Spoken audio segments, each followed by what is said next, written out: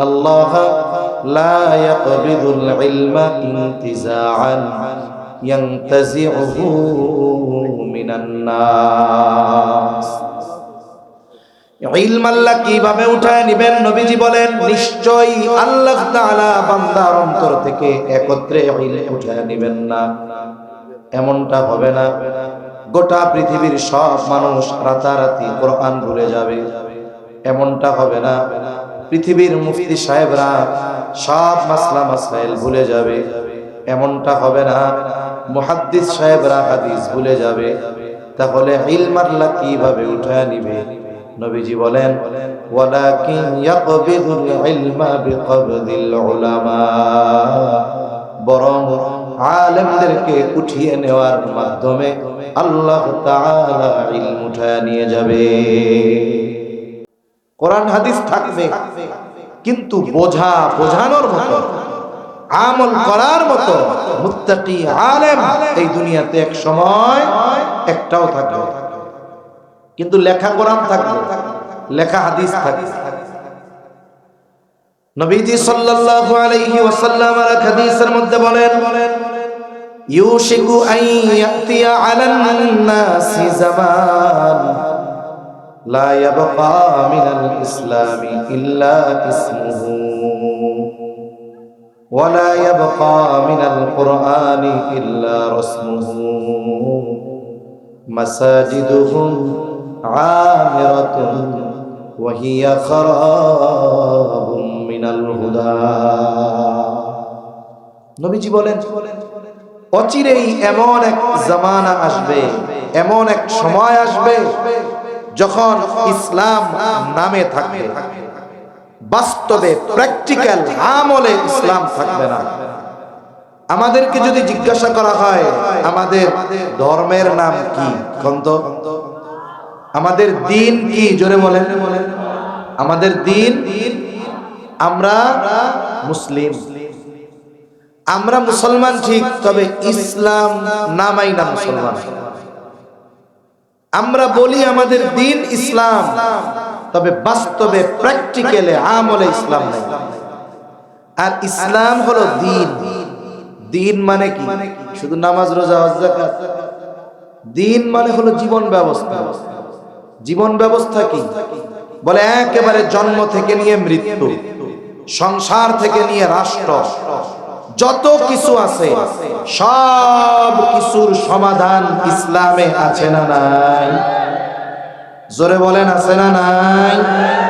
এটা আমরা বিশ্বাস করি তো? বিশ্বাস কারা করি? নারে তাকবীর, নারে তাকবীর, মাশাআল্লাহ। এটা হলো ঈমান। এই যে বিশ্বাস করি, এটা কি? ঈমান। এখন মনে করেন যদি কেউ এই কথা বলে যে না না, ইসলাম নামাজ পড়া শিখাইছে, রোজা পড়া শিখাইছে, যাকাত দেওয়া শিখাইছে, রোজা রাখা শিখাইছে, হজ করা শিখাইছে, কিন্তু কেমনে রাষ্ট্র চালাইতে হয় এটা ইসলাম শেখায় নাই। যদি কেউ এই কথা বলে, বলেন সে কি? ধর্মিয়া কন্যা, সে কি? বেঈমান, বেঈমান, বেঈমান।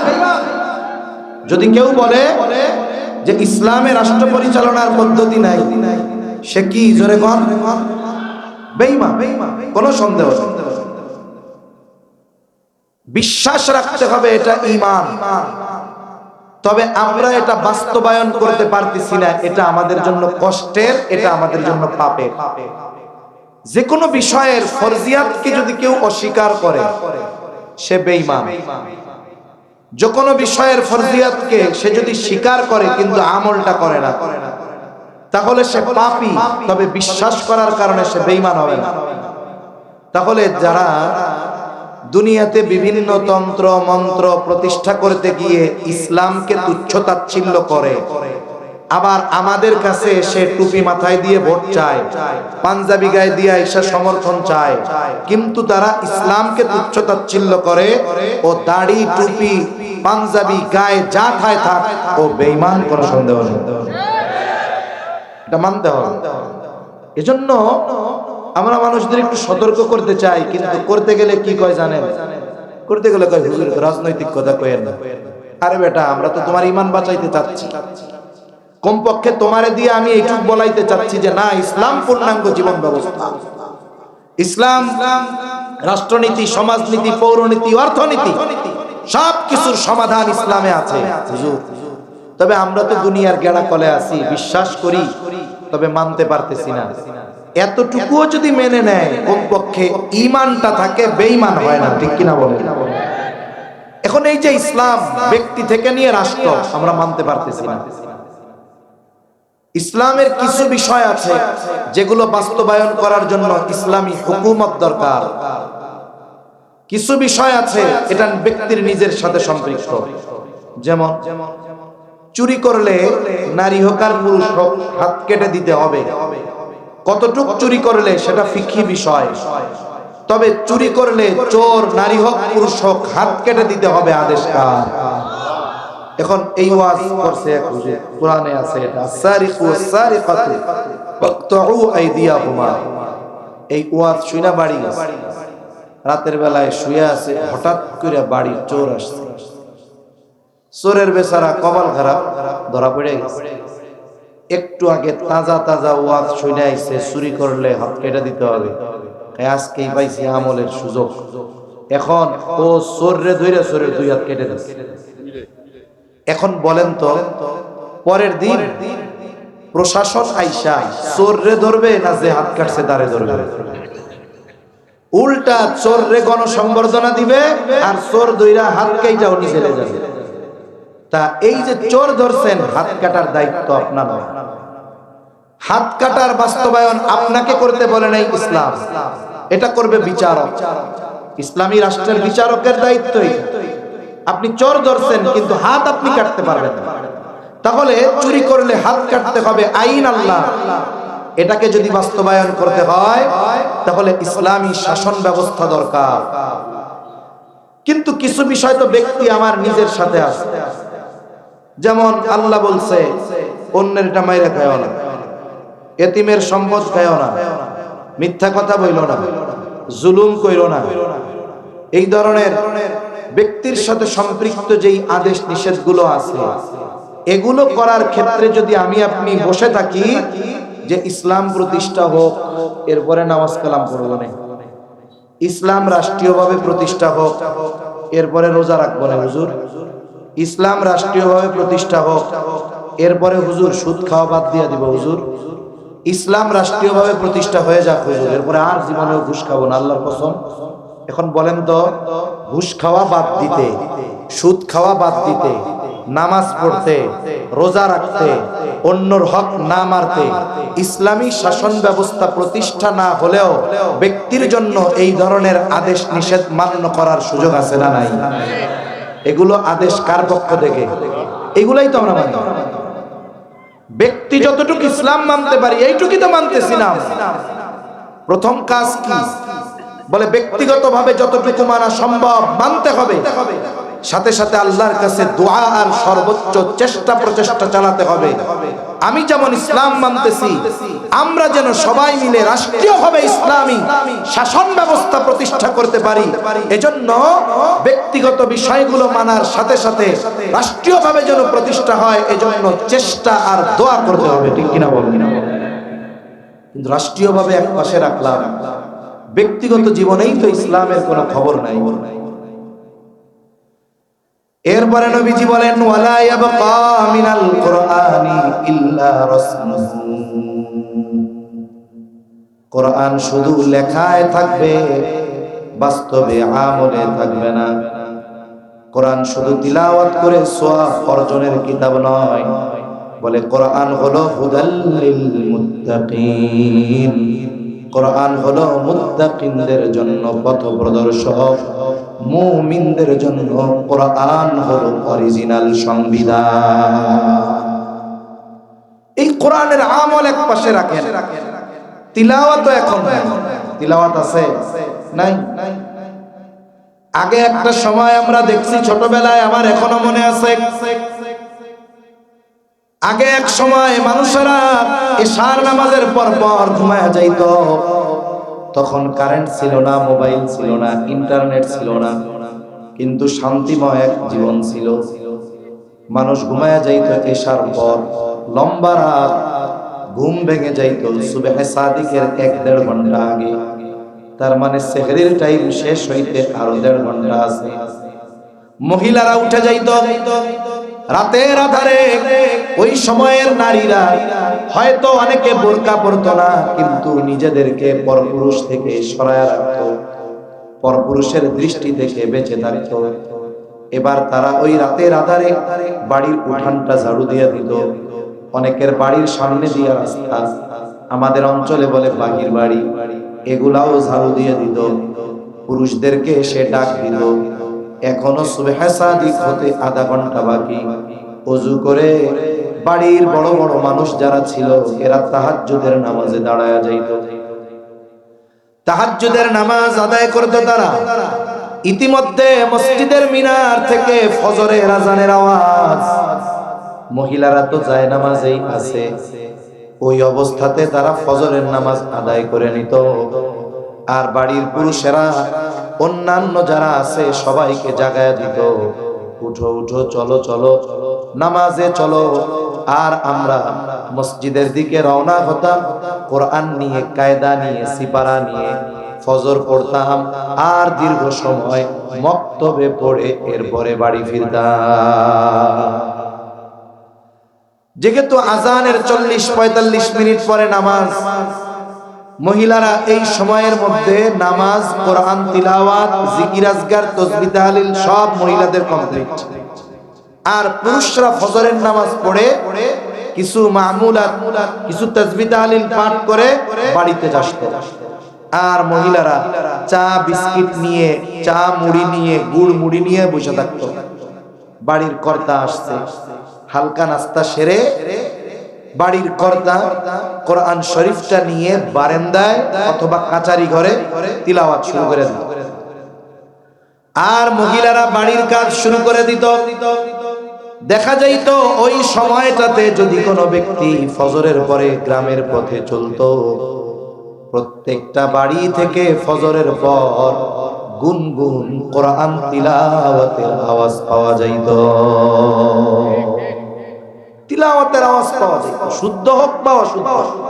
কোরআনটা খুলতো, আদব আর মুহাব্বতের সাথে লেখাগুলোর নিচ দিয়ে হাত দিয়ে, এরপরে পড়া শেষ হলে সুন্দর মতো হাত দিয়ে মুছে বুকে, কপালে চুমা দিয়া, গেলাপে মুড়াইয়া কোরআন শরীফটা বিকালে বা সন্ধ্যায় তিলাওয়াতের জন্য আবার তাকে উঠায় রাখত। তাহলে একটা সময় তিলাওয়াত ছিল, আফসোস এখন তিলাওয়াত নাই, আমল নাই, তিলাওয়াত নাই। অনেকের ঘরে কোরআন আছে, অযত্ন আর অবহেলায় পড়ে আছে। দেখা যায় বাপ মারা গেছিল 10 বছর আগে, কোরআনটা ওই দিন নামাইছিল তাকের থেকে, আলমারির উপর থেকে। ওই যে কোরআন রাখছে 10 বছরের মধ্যে নামানোর খবর নাই, অপেক্ষায় আছে কোন দিন মা মরবে, এরপরে আবার ওই কোরআনটা নামাবে। কোরআনের তিলাওয়াত নাই, অবস্থা তো এমন, কোরআনের প্রতি আজমত, মুহাব্বত, ভালোবাসাও নাই। সারা দেশে সফরের কারণে অনেক তিক্ত আর কষ্টের দৃশ্য দেখতে হয়। বর্তমান সময়ের অবস্থা এমন, বাস্তবতা হলো এইরকম, গ্রামের মানুষের ঘর অনুন্নত হতে পারে, কিন্তু সবাই চেষ্টা করে মসজিদটা যেন উন্নত হয়। মসজিদের মধ্যে মার্বেল লাগানো, ঝাড়বাতি, অনেক ডেকোরেশন, এত সুন্দর, কিন্তু এই সুন্দর চাকচিক্যময় মসজিদে সবচাইতে অযত্ন আর অবহেলায় যেই জিনিস, সেটার নাম হলো কোরআনুল কারীম। আমি জানি না আপনাদের এলাকায় মসজিদে ফজরের পরে কয়জন মুসল্লি তিলাওয়াত করে। অধিকাংশ জায়গায় ফজরের নামাজ শেষ, অনেক জায়গায় মক্তব নাই। ইমাম মুয়াজ্জিন ভাইরা চিন্তা করে যত দ্রুত তালা মাইরা গিয়ে ঘুমাইতে পারে। যদি 2-4 জন মুসল্লি তিলাওয়াত করে, অনেক সময় মসজিদের খাদেম বিরক্ত হয়, এগুলো কাম পায় না, তিলাওয়াত করতেছে, বাড়ি গিয়ে করলেই হয়। আছে না নাই? এই মসজিদে কোরআন আছে, যেহেতু তিলাওয়াত হয় না, কোরআন পড়ে। এমনও দৃশ্য দেখার দুর্ভাগ্য আমার হইছে যে মসজিদ পাকা সুন্দর, কিন্তু ওই মসজিদে রাখা কোরআন না পড়তে পড়তে, না নামাইতে নামাইতে ওই কোরআনের উপরে ধুলাবালি জমে গেছে, সাথে সাথে টিকটিকি আর তেলাপোকা কোরআনের উপরে পায়খানা করে রাখছে। অথচ মসজিদ এসি, ফ্লোরের মধ্যে মার্বেল, উপরে ঝাড়বাতি, এসি লাগানো, সুপার ডেকোরেশন, অথচ সবচাইতে অবহেলায় যেই জিনিস সেটার নাম হলো কোরআন। যে কোরআনের কারণে উম্মতে মুহাম্মাদির এত সম্মান, সেই কোরআনের আজমতটাও আমাদের মধ্যে এখন নাই।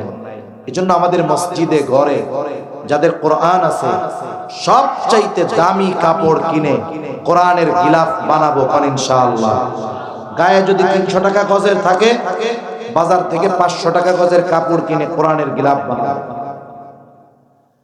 কথা অনেক দূর চলে যাচ্ছে। কথা হলো আল্লাহর নবী বলেন, আল্লাহ তাআলা বান্দার অন্তর থেকে একত্রে ইলম উঠায় নেন না, তবে আলেমদেরকে উঠিয়ে নেওয়ার মাধ্যমে ইলম উঠায় নিয়ে যান।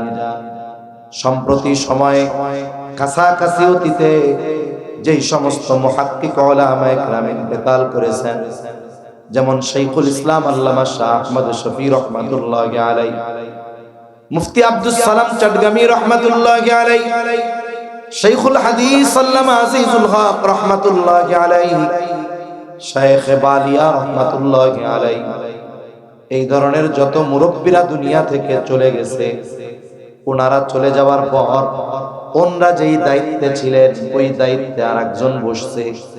হাটহাজারীর প্রধান মুফতি ছিলেন আব্দুস সালাম চটগামি রহমাতুল্লাহি আলাইহি, উনি ইন্তেকাল করেছে।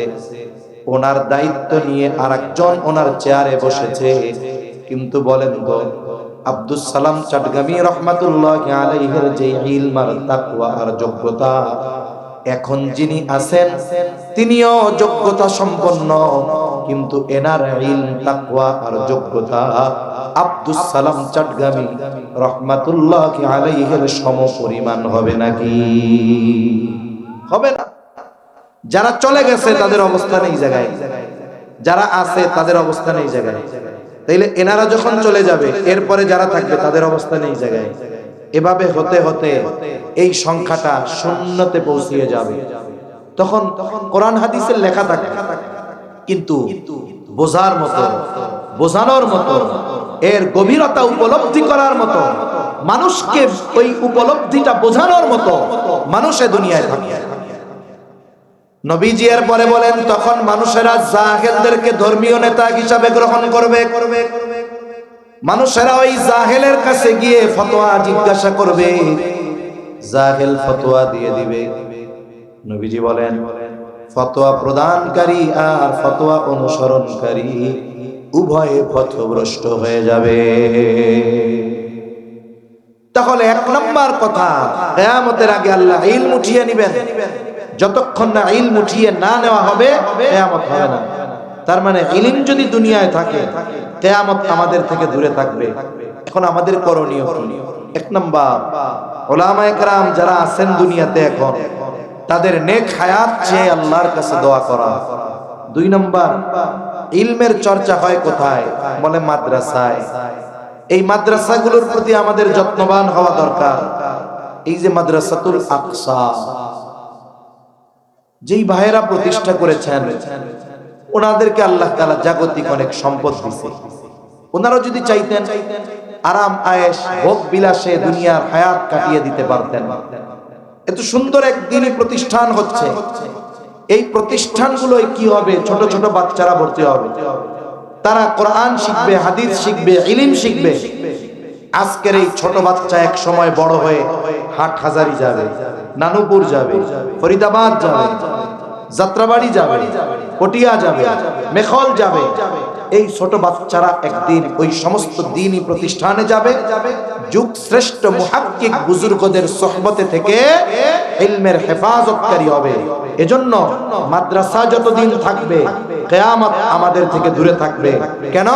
মাদ্রাসা যতদিন থাকবে ইলমের চর্চা থাকবে, ইলমের চর্চা যতদিন থাকবে ইলমের হেফাজতকারীরা আলেমরা থাকবে, আর আলেম থাকবে, ইলম থাকবে। আল্লাহ তাআলা এদের সম্মানে কিয়ামতকে দূরে সরায় রাখবে। সুবহানাল্লাহ। এজন্য মাদ্রাসাগুলোর প্রতি আমরা যত্নবান হব ইনশাআল্লাহ। দুই নাম্বার, নবীজি সাল্লাল্লাহু আলাইহি ওয়াসাল্লাম বলেন ওয়া তাকসুরাজ জালাজিলু, কিয়ামতের আগে জালজালা ভূমিকম্প বেড়ে যাবে। ভূতত্ত্ববিদরা বলেন 21 শতাব্দীতে ভূমিকম্প বাড়ছে। শুধু তাই না, ওনারা বলেন পৃথিবীতে দৈনিক 50,000-এর উপরে ভূমিকম্প হয়, কিন্তু কম্পনের মাত্রা তীব্র না হওয়ায়, এই মাত্রা কম হওয়ার কারণে এই ভূমির কম্পন মানুষ অনুভব করতে পারে না। ভূমিকম্প মানুষ অনুভব করতে পারে না, কিন্তু মাঝে মধ্যে যখন একটু কাঁপাকাঁপি বেশি হয় তখন অবস্থা খারাপ হয়ে যায়। ভূমিকম্প হওয়ার কারণ হিসাবে ভূতত্ত্ববিদরা বলেন টেকটনিক প্লেটের নড়াচড়ার কারণে ভূমিকম্প হয়। এই যে পৃথিবীর স্থলভাগ, এটা একসাথে লাগানো না, এটা আলাদা আলাদা করা আছে, যেটাকে বলে ফল্ট লাইন। বিশাল একটা ফল্ট লাইনকে কেন্দ্র করে একটা প্লেট আলাদা।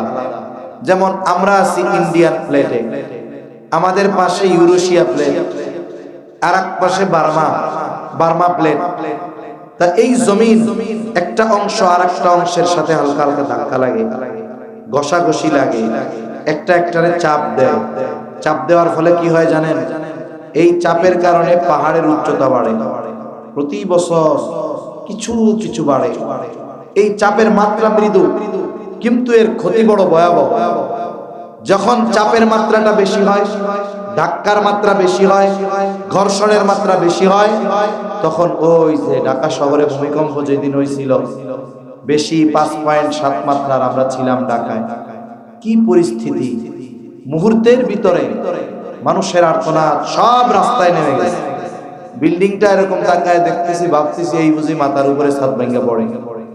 5.7 মাত্রার ভূমিকম্প। এই ভূমিকম্প জমিনে সংগঠিত একটি মুসিবত, বিপর্যয়।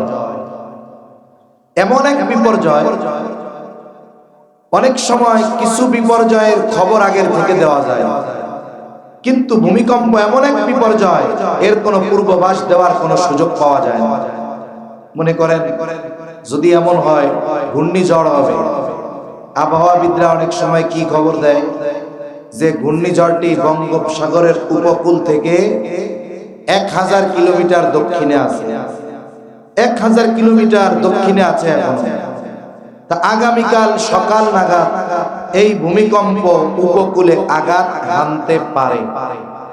এই যে আনুমানিক একটা সম্ভাবনা বলে, এটা কেন বলে? ঝড়ের গতি আর দিক নির্ণয় করে তারা বলতে পারে যে সম্ভবত ওই সময় ঘূর্ণিঝড়টা উপকূলে আশ্রয় করতে পারে। তখন কি হয়? উপকূলে যারা বসবাস করে তাদের নিরাপদে সরায় আনে, সতর্কতা সংকেত দেখানো হয়। কিন্তু ভূমিকম্প এমন এক মুসিবত, বলে সংগঠিত হওয়ার 1 সেকেন্ড আগেও পৃথিবীর কোনো প্রযুক্তি বলতে পারে না একটু পরে ভূমিকম্প হবে। এখন এই ভূমিকম্প হওয়ার মূল কারণ ভূতত্ত্ববিদরা বলতেছে টেকটনিক প্লেটের নড়াচড়ার কারণে হয়। আর আমার আল্লাহ কি বলেন? আল্লাহ বলেন ظهر الفساد في البر والبحر بما كسبت أيدي الناس। আল্লাহ তাআলা বলেন পানিতে স্থলে যত ধরনের বিপর্যয় সংঘটিত হয় সব মানুষের হাতের কামাই। তার মানে ভূমিকম্প হওয়ার কারণ হলো আমাদের পাপ, আমাদের অন্যায়। এই পাপ আর অন্যায়ের কারণে ভূমিকম্প হয়। আল্লাহ তাআলা বলেন লিউযীকাহুম বা'দাল্লাযী আমিলু লাআল্লাহুম ইয়ারজিউন। তাহলে ভূমিকম্প হওয়ার কারণ হলো আমাদের পাপ। জোরে বলেন ভূমিকম্প হওয়ার কারণ কি? কি আপনারা কি ঘুমায় গেছেন? তাহলে ভূমিকম্প কেন হয়? কাদের পাপের কারণে? আমাদের। আল্লাহ বলেন যে এটা মানুষের হাতের কামাই। তবে যেই পরিমাণ পাপ আমরা করি, যারা চলে গেছে তাদের অবস্থান এই জায়গায়, যারা আছে তাদের অবস্থান এই জায়গায়। তাইলে এনারা যখন চলে যাবে এরপরে যারা থাকবে তাদের অবস্থান এই জায়গায়। এভাবে হতে হতে এই সংখ্যাটা শূন্যতে পৌঁছিয়ে যাবে। তখন কোরআন হাদিসের লেখা থাকে, কিন্তু বোঝার মতো, বোঝানোর মতো, এর গভীরতা উপলব্ধি করার মতো, মানুষকে ওই উপলব্ধিটা বোঝানোর মতো মানুষে দুনিয়ায় থাকে। নবীজি এর পরে বলেন, তখন মানুষেরা জাহেলদেরকে ধর্মীয় নেতা হিসাবে গ্রহণ করবে। মানুষেরা ওই জাহেলের কাছে গিয়ে ফতোয়া জিজ্ঞাসা করবে, জাহেল ফতোয়া দিয়ে দিবে। নবীজি বলেন, ফতোয়া প্রদানকারী আর ফতোয়া অনুসরণকারী উভয়ে পথভ্রষ্ট হয়ে যাবে। তাহলে এক নম্বর কথা, কিয়ামতের আগে আল্লাহ ইলম উঠিয়ে নেবেন। যতক্ষণ না ইলম উঠিয়ে না নেওয়া হবে, কিয়ামত হবে না। তার মানে ইলম যদি দুনিয়ায় থাকে, কিয়ামত আমাদের থেকে দূরে থাকবে। এখন আমাদের করণীয় কি? এক নম্বর, উলামায়ে কেরাম যারা আছেন দুনিয়াতে এখন, তাদের নেক হায়াত চেয়ে আল্লাহর কাছে দোয়া করা। দুই নম্বর, ইলমের চর্চা হয় কোথায়? বলে মাদ্রাসায়। এই মাদ্রাসাগুলোর প্রতি আমাদের যত্নবান হওয়া দরকার। এই যে মাদ্রাসাতুল আকসা, যেই ভাইয়েরা প্রতিষ্ঠা করেছেন, ওনাদেরকে আল্লাহ তাআলা জাগতিক অনেক সম্পদ দিয়েছে।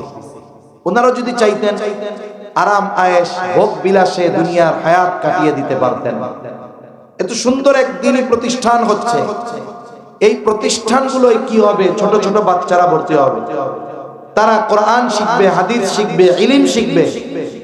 আজকের এই ছোট বাচ্চা এক সময় বড় হয়ে হাটহাজারী যাবে, নানুপুর যাবে, ফরিদাবাদ যাবে, যাত্রাবাড়ি যাবে, পটিয়া যাবে, মেখল যাবে। এই ছোট বাচ্চারা একদিন ওই সমস্ত দ্বীনি প্রতিষ্ঠানে যাবে, যুগ শ্রেষ্ঠ মুহাক্কিক বুজুর্গদের সোহবতে থেকে ইলমের হেফাজতকারী হবে। এজন্য মাদ্রাসা যতদিন থাকবে, কিয়ামত আমাদের থেকে দূরে থাকবে। কেন? মাদ্রাসা যতদিন থাকবে, ইলমের চর্চা থাকবে। ইলমের চর্চা যতদিন থাকবে, ইলমের হেফাজতকারীরা আলেমরা থাকবে, আর আলেম থাকবে, ইলম থাকবে। আল্লাহ তাআলা এদের সম্মানে কিয়ামতকে দূরে সরায় রাখবে। সুবহানাল্লাহ। এজন্য মাদ্রাসাগুলোর প্রতি আমরা যত্নবান হব ইনশাআল্লাহ। দুই নাম্বার, নবীজি সাল্লাল্লাহু আলাইহি ওয়াসাল্লাম বলেন, ওয়া তাকসুরাজ জালাজিলু, কিয়ামতের আগে জালজালা, ভূমিকম্প বেড়ে যাবে। ভূতত্ত্ববিদরা বলেন, 21 শতাব্দীতে ভূমিকম্প বাড়ছে। শুধু তাই না, ওনারা বলেন পৃথিবীতে দৈনিক 50,000-এর উপরে ভূমিকম্প হয়, কিন্তু কম্পনের মাত্রা তীব্র না হওয়ায়, এই মাত্রা কম হওয়ার কারণে এই ভূমির কম্পন মানুষ অনুভব করতে পারে না। ভূমিকম্প মানুষ অনুভব করতে পারে না, কিন্তু মাঝে মধ্যে যখন একটু কাঁপাকাঁপি বেশি হয়, তখন অবস্থা খারাপ হয়ে যায়। ভূমিকম্প হওয়ার কারণ হিসাবে ভূতত্ত্ববিদরা বলেন, টেকটনিক প্লেটের নড়াচড়ার কারণে ভূমিকম্প হয়। এই যে পৃথিবীর স্থলভাগ, এটা একসাথে লাগানো না, এটা আলাদা আলাদা করা আছে, যেটাকে বলে ফল্ট লাইন। বিশাল একটা ফল্ট লাইনকে কেন্দ্র করে একটা প্লেট আলাদা। যেমন আমরা আছি ইন্ডিয়ান প্লেটে, আমাদের পাশে ইউরেশিয়া প্লেট, আর এক পাশে বার্মা প্লেট। তা এই জমিন একটা অংশ আর একটা অংশের সাথে হালকা হালকা ধাক্কা লাগে, ঘষাঘষি লাগে, একটা একটারে চাপ দেয়। চাপ দেওয়ার ফলে কি হয় জানেন? এই চাপের কারণে পাহাড়ের উচ্চতা বাড়ে, প্রতি বছর কিছু কিছু বাড়ে। এই চাপের মাত্রা মৃদু, কিন্তু এর ক্ষতি বড় ভয়াবহ। যখন চাপের মাত্রাটা বেশি হয়, ধাক্কার মাত্রা বেশি হয়, ঘর্ষণের মাত্রা বেশি হয়, তখন ওই যে ঢাকা শহরে ভূমিকম্প যেদিন হয়েছিল, বেশি 5.7 মাত্রার, আমরা ছিলাম ঢাকায়। কি পরিস্থিতি! মুহূর্তের ভিতরে মানুষের আর্তনাদ, সব রাস্তায় নেমে গেছে। বিল্ডিংটা এরকম তাকায় দেখতেছি, ভাবতেছি এই বুঝি মাথার উপরে ছাদ ভেঙে পড়ে। 5.7 মাত্রার ভূমিকম্প। এই ভূমিকম্প জমিনে সংগঠিত একটি মুসিবত, বিপর্যয়। এমন এক বিপর্যয়, অনেক সময় কিছু বিপর্যয়ের খবর আগের থেকে দেওয়া যায়, কিন্তু ভূমিকম্প এমন এক বিপর্যয়, এর কোনো পূর্বাভাস দেওয়ার কোনো সুযোগ পাওয়া যায় না। মনে করেন যদি এমন হয় ঘূর্ণিঝড় হবে, আবহাওয়াবিদরা অনেক সময় কি খবর দেয় যে ঘূর্ণিঝড়টি বঙ্গোপসাগরের উপকূল থেকে 1000 কিলোমিটার দক্ষিণে আছে, 1000 কিলোমিটার দক্ষিণে আছে এখন। তা আগামীকাল সকাল নাগাদ এই ভূমিকম্প উপকূলে আঘাত হানতে পারে। এই যে আনুমানিক একটা সম্ভাবনা বলে, এটা কেন বলে? ঝড়ের গতি আর দিক নির্ণয় করে তারা বলতে পারে যে সম্ভবত ওই সময় ঘূর্ণিঝড়টা উপকূলে আশ্রয় করতে পারে। তখন কি হয়? উপকূলে যারা বসবাস করে তাদের নিরাপদে সরায় আনে, সতর্কতা সংকেত দেখানো হয়। কিন্তু ভূমিকম্প এমন এক মুসিবত, বলে সংঘটিত হওয়ার 1 সেকেন্ড আগেও পৃথিবীর কোনো প্রযুক্তি বলতে পারে না একটু পরে ভূমিকম্প হবে। এখন এই ভূমিকম্প হওয়ার মূল কারণ ভূতত্ত্ববিদরা বলতেছে টেকটনিক প্লেটের নড়াচড়ার কারণে হয়। আর আমার আল্লাহ কি বলেন? আল্লাহ বলেন ظهر الفساد في البر والبحر بما كسبت أيدي الناس। আল্লাহ তাআলা বলেন পানিতে স্থলে যত ধরনের বিপর্যয় সংঘটিত হয় সব মানুষের হাতের কামাই। তার মানে ভূমিকম্প হওয়ার কারণ হলো আমাদের পাপ, আমাদের অন্যায়। এই পাপ আর অন্যায়ের কারণে ভূমিকম্প হয়। আল্লাহ তাআলা বলেন লিউযীকাহুম বা'দাল্লাযী আমিলু লাআল্লাহুম ইয়ারজিউন। তাহলে ভূমিকম্প হওয়ার কারণ হলো আমাদের পাপ। জোরে বলেন ভূমিকম্প হওয়ার কারণ কি? কি আপনারা কি ঘুমায় গেছেন? তাহলে ভূমিকম্প কেন হয়? কাদের পাপের কারণে? আমাদের। আল্লাহ বলেন যে এটা মানুষের হাতের কামাই, তবে যেই পরিমাণ পাপ আমরা করি ওই পরিমাণ পাপের শাস্তি আল্লাহ আমাদেরকে দেন না। দেন কতটুকু? লিউযীকাহুম বা'দাল্লাযী আমিলু, একেবারে অতি সামান্য